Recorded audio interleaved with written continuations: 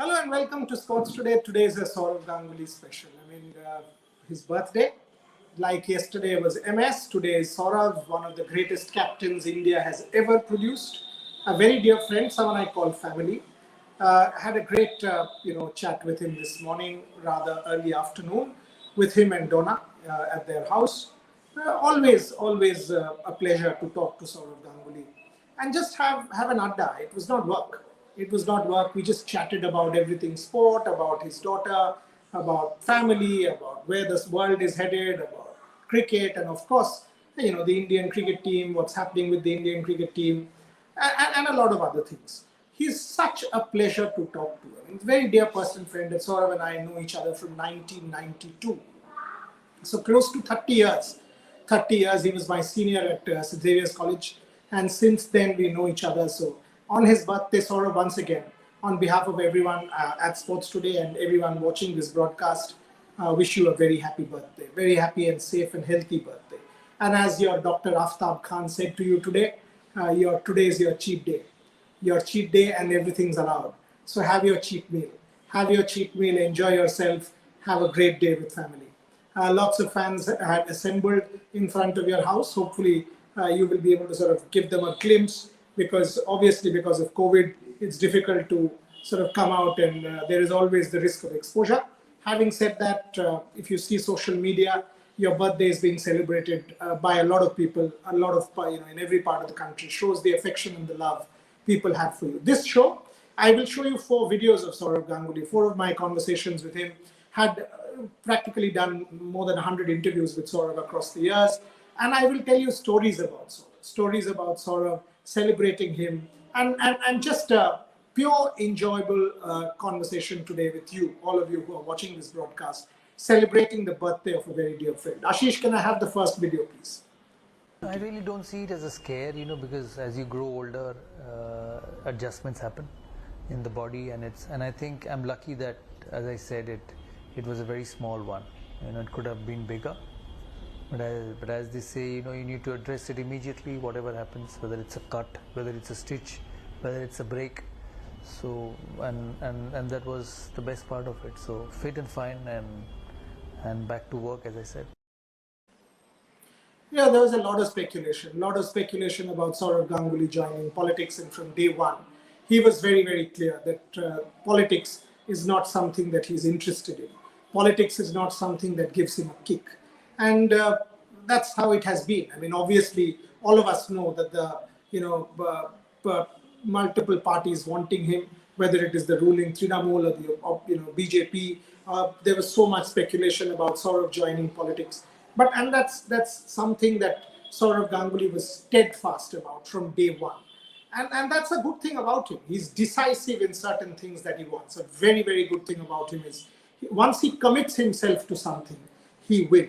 And look at his life story. I mean, when he was picked in 1996, people called him a quota player.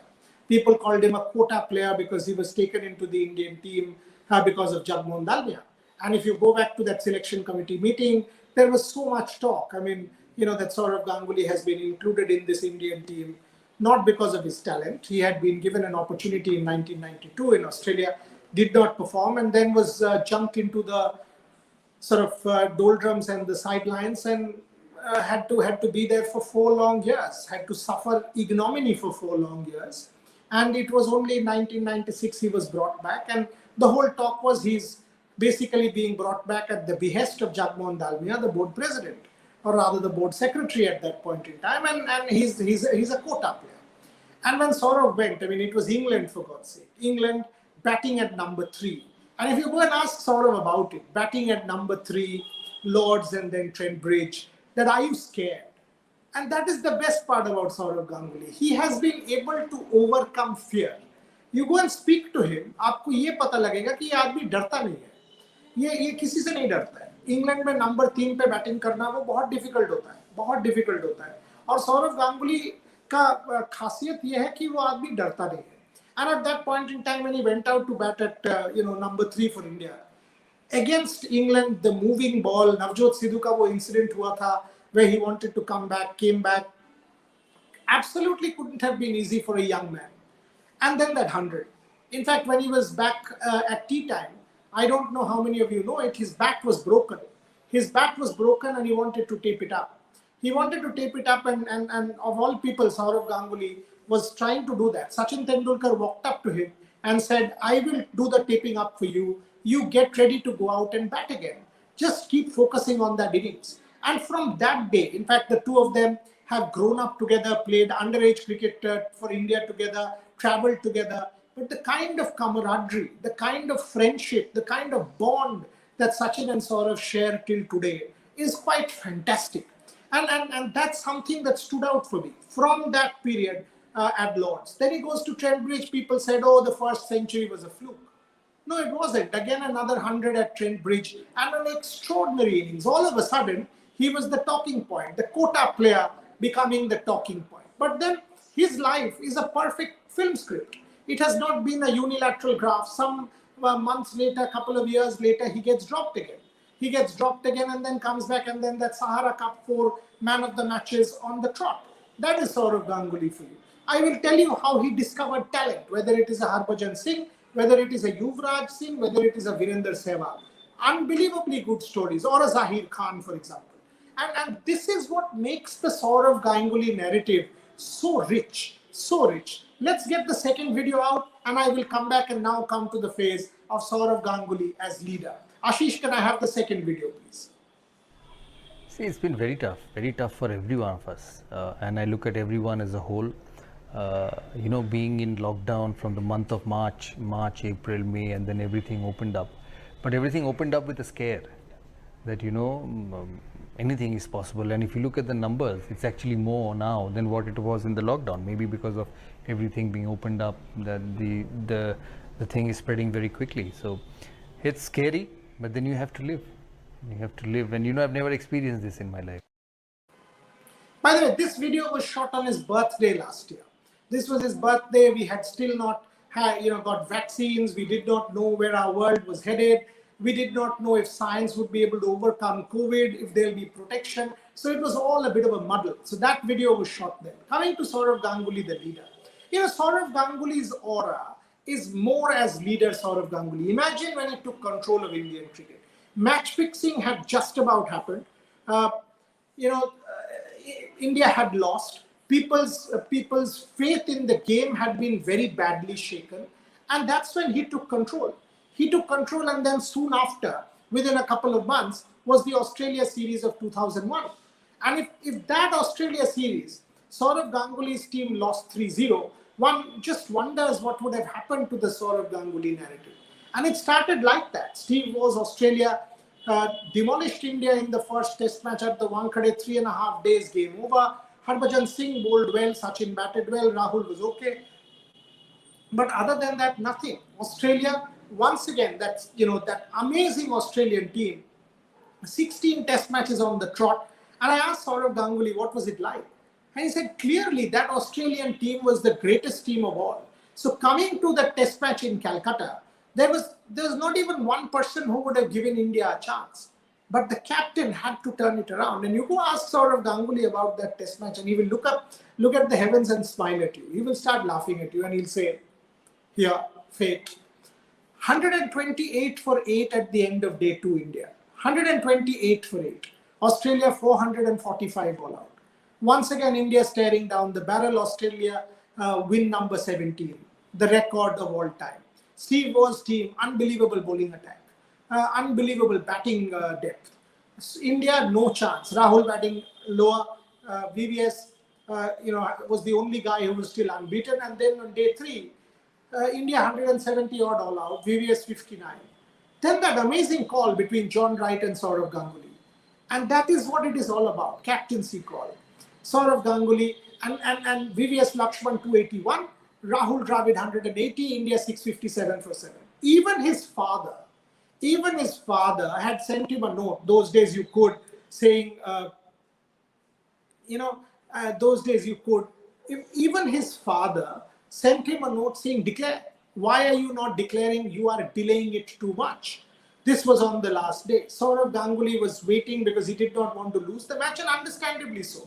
If you follow on and you are that behind and you're able to come back and save a game against Australia, which was winning every match, that was considered a victory.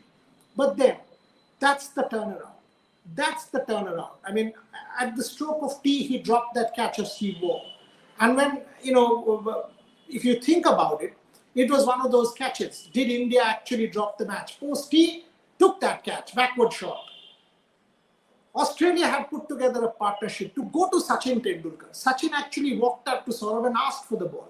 Now it was on the captain. Harbhajan Singh was bowling like a dream from one end, but who from the other? To go to Sachin Tendulkar at that point in time, can he give you that zing? Can he give you that wicket? And he picked three. Did the job for the captain. Did the job, and that's what it is about the Sourav Ganguly period. Unbelievable. Unbelievable leadership quality and unbelievable decision-taking ability under pressure. India goes on to win that test match, goes on to beat Australia in Chennai. Super. Now comes winning overseas. According to me, I mean 1971, 1986, a sporadic victory, 71, two victories. After that, in a couple of years, the team lost track again. 86 under Kapil Paji, Chetan Sharma bowled very well, beating England 2-0. But we had not won consistently overseas. 2002, India goes to Sri Lanka, and then Sourav Ganguly wanted Virender Sehwag to open. The last day, Virender Sehwag made a best of an innings in the final. Sourav Ganguly was cheesed off. And if you go and ask Sourav Ganguly, he will tell you this, that at 5:30 a.m. in the morning, Virender Sehwag came, knocked at his door because he was leaving. And Sourav clearly gave him the impression that the captain was upset. But at the same time told him that he wanted Virender Sehwag to open in England. He told Viru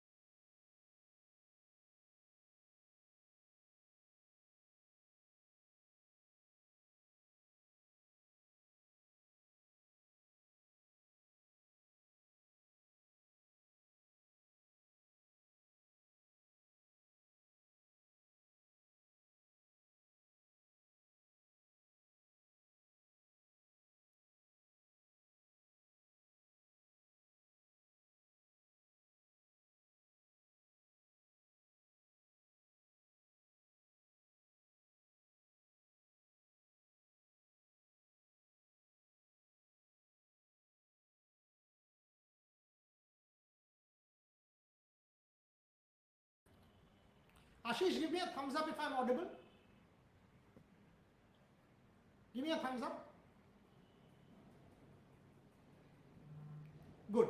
So the thing that I was telling you about was Sourav Ganguly in that 2002 Headingley Test match. To be able to take that call of batting first, under pressure, difficult conditions, grey skies, you are playing your two premium spinners and all of a sudden you decide to bat first, and then the rest is history. That's a bold call. India started consistently winning overseas. They got that confidence. South Africa 2003, the World Cup. You lose a match like that against Australia, 125 all out, and that's when you decide that I will get Sachin Tendulkar to bat at the top open. He sacrificed his own position. He sacrificed his own batting position for Sachin Tendulkar and Virender Sehwag at the top. These are critical points. Critical points. Then India goes to Australia. India goes to Australia and the leader in Sourav Ganguly flourishes. I think his highest point, that knock in Brisbane, That 144 under pressure goes out, leads from the front, and he had trained with Greg Chappell the previous year in Australia, goes out in Brisbane and performs under pressure and sort of does what he does with that 100 was a stellar knock. Stellar. So that's the leader in Sourav Ganguly. The next part, I'll talk about the Greg Chappell period and the pressure. Can we have the third video, please, Ashish? Absolutely, we did not know whether we would complete this tournament, because nobody knows what it is. There was never a bio bubble created in the past. We for 80 days. Yeah, and we took a lot of I would say understanding from the way England hosted the series in England, West Indies, England and Pakistan. But still, then this was a far more risk because it was bilateral, and here is about 300 people in Dubai. All in one place, although the COVID numbers in Dubai were much lesser, but still you just needed one player to get, or one person of the group to get infected. It happened at the start with CSK. I was about to ask. So it was a bit of a scare for all of us, saying that whether this will go through. Jay and myself, we spoke multiple times, and he was also worried कि हमने तो कर लिया है, but आगे कुछ गड़बड़ हो गया तो क्या होगा. But luckily it's been good so far. I must congratulate the players. I've said this and you said this during the interview, to be in a bio bubble for 80 days is unbelievable. I've been in and out in Dubai. I went at the start. The Chennai Super Kings were staying in the same hotel as we were doing, and it was completely different. I hardly saw anybody in the hotel lobby, only at the time of going for practice and coming back from practice. Separate floors, separate lifts, separate people serving room service, laundry. It was unbelievable, and heartiest congratulations to all the players, each team, for making this successful, because without their discipline this would not have been successful. So that's the Sourav Ganguly. I mean, I was telling you about the Greg Chappell period, and I'll tell you a story. During that Greg Chappell era, he was junked, he was thrown out of the team, he was being humiliated, ill-treated. He went back to Ranji Trophy, got 100 for Bengal. Obviously, a lot was going on in his mind. He was being told after captaining India illustriously for a period that he was not good enough. Yeah, when India went to South Africa, a very good friend of ours actually called Sourav Ganguly and told him, why are you taking this risk of going to South Africa? Why are you taking this risk of going to South Africa? You will actually be encountering one of the most hostile pace attacks. Maybe you should not go. Maybe it is far easier. You have nothing to prove. Don't go to South Africa. Let this team come back. And at that point, Sourav actually told him, if you want to play cricket, you have to overcome fear. South Africa is where he wanted to go. 22 yards, he's backing himself. Beat Greg Chappell, beat his doubters, beat his naysayers. That's the Sourav Ganguly. And in this comeback test of his, the 51 that he got, unbelievable. That is the Sourav Ganguly that we all love. You know, the courage, the dada, whether it's that NatWest shirt. Think about it, an Indian guy not with six-pack abs like a Salman Khan or a Cristiano Ronaldo, with multiple threads around his neck, breaking the taboo at the Lord's dressing room and start swirling his shirt like a torch. Unbelievable. Breaking down every tradition despite being a traditionalist himself, a very traditional Bengali upper middle class guy. That's the Sourav Ganguly. That Greg Chappell period got the best out of him. The comeback story. Yes, he is great, I mean, offside and all, but that comeback story is what enriches the Sourav Ganguly narrative. It absolutely enriches the Sourav Ganguly narrative. And the final story that I want to talk to you about is the retirement period. I do think Sourav had 2 years of test cricket left in him, but he retired because he was quite troubled by the way he was being treated, and he decided to give it all up. And he did. He did. That's the whole point about Sourav Ganguly. I mean, he decided to give it up. At that point, Australia 2008, he could have easily played on for a couple more years, got a couple more thousand runs. I think he deserved to get 10,000 international test runs. He was that good. There's no debate about it at all. But he gave it up when he did, on his own terms. On his own terms, he called it quits. I covered his retirement, covered him from day one. He's a dear, dear friend of mine, and now this tenure as board president. I know after India got all out for 36, we were together at the Marriott Hotel in Calcutta, and we were watching the videos of all the dismissals, and that's when he started showing me this is where the foot of Ajinkya Rahane needs to be. And I know for a fact that Ajinkya Rahane and the board president spoke for long. I do know for a fact that Sourav Ganguly spoke to Ravi Shastri last Sunday about India's warm-up game. And it will be a 4-day game. Let me say this on Sports Today. It will be a 4-day game, not a 3-day game, because the idea is if there is rain for one day, it will become a 2-day game. It's not good enough practice. So this is what the board president should be about. He got a lot of flack about women's cricket because there was no cricket on. Now there is test match cricket. India is playing consistently. After they come back, they go to Australia, they will go to New Zealand. I want him to start the WIPL. So as board president, this is the legacy that he needs to leave behind. And obviously he wants the Indian team to win an ICC competition, wants the Indian team to win in England, wants the Indian team to do well in test match cricket, and that's why all of this, a 25-member squad, ultimately it's the legacy. He's a cricketer's leader. He's a leader of men. And as I said, he's a dear friend of mine. The final video, Ashish. You are celebrities in your own right in Bengal, you are superstars in your own right. Is it difficult to be Donna Ganguly on occasions? I mean, you have to cater to societal norms in a particular manner, can't do certain things, not go to a film show you want to do, stand and have puchka on the road. Is that difficult? No, but I do everything. I have puchkas on the road and I go to film shows and I do everything actually. We cheer in the stands for 80K, so we do everything. I said this because 1 month back, Sourav Ganguly's BMW broke down and he got into a yellow and black cab, and that was front page news in Kolkata. Right? Sourav Ganguly, difficult task to match up to what we expect of you to do? No, and I just enjoy myself. I just lead my life because this will be there. And to be honest, when I go around in Calcutta, I don't get hassled much. I see the affection and I see the respect of people, and I just deal with it. I go to movies whenever I can, whenever I want to. I'll get down on the road, have an ice cream or a fuchka or a jhalmuri. I do that very, very often. And you got to lead life. At the end of the day, sport will come, sport will go. You will not play forever. The Indian cricket has seen great players over the years, whether it was Gavaskar when we grew up, whether it was Kapil Dev when we grew up, our generation, now Virat Kohli's generation. They will keep coming and they will all keep going at some stage because that's the way sport is. But life has to go on, and you remain involved in the sport in different way. You do things which you want to do. I am a firm believer in life that you must do things which makes you happy. Just before we were on stage, we were watching 3 stalwarts perform, and you could see how much happiness music brings to them. So, whatever you do, whatever way you want to lead your life, it's important that you do things which makes you happy.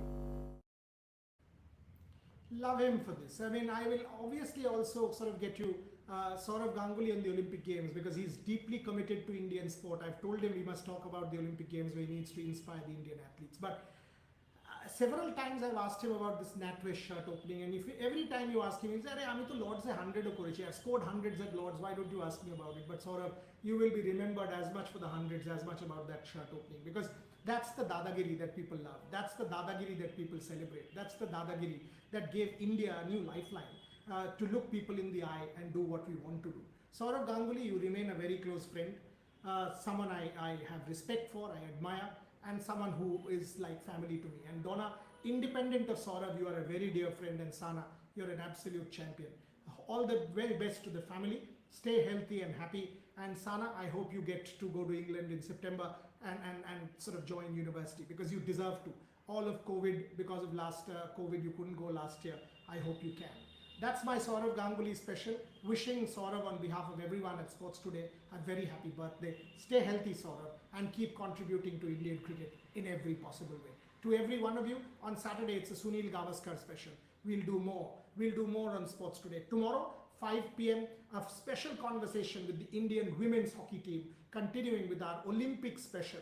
The Indian women's hockey team, Coach Sir Marine, Captain Rani Rampal, and the Vice Captain Savita Punia on Sports Today with me at 5 p.m. So watch that. A special conversation with the Indian women's hockey team tomorrow on Sports Today. For the moment, thank you very much for watching. Wishing Sourav a very happy birthday.